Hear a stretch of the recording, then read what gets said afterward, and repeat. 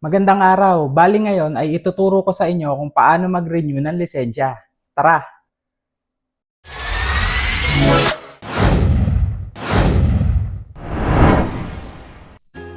Ang una nating gagawin ay mag-exam sa ating LTMS portal. Una, pumunta ka dito sa e-learning sa taas.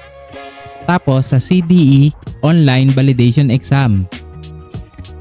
Tapos pindutin mo lang tong Start Exam. Ngayon, pipili ka kung English o Filipino ang exam na gusto mo. Pagpili mo niyan, mag-uumpisa ka ng mag-exam. One eternity later. After ng iyong exam, lalabas agad ang resulta ng iyong exam. Tapos, pindutin mo lang at lalabas na ang resulta ng iyong exam. Pwede mo na yang i-download o i-print. Kailangan nating i-print itong online validation exam dahil isa ito sa requirement na kailangan nating ipasa sa LTO. Ang sunod na proseso ay pagkuha ng medical certificate sa isang LTO accredited clinic. Bali 600 pesos ang nagastos ko dito. Ang sunod na proseso ay ang pagpunta mo sa mismong LTO.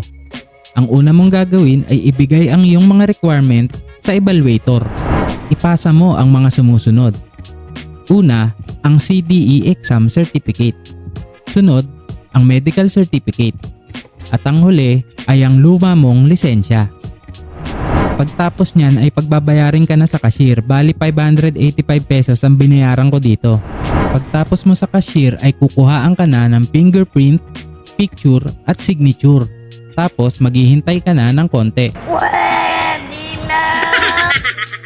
After ng paghihintay, nakuha ko na ang bago kong driver's license. Kung wala kang naging violation dati, makakakuha ka ng 10 years driver's license. So kung nagustuhan niyo itong video to, baka pwede niyo namang i-like. Saka i-subscribe niyo na rin ang aking channel. So yun lang po, sa susunod muli. Salamat!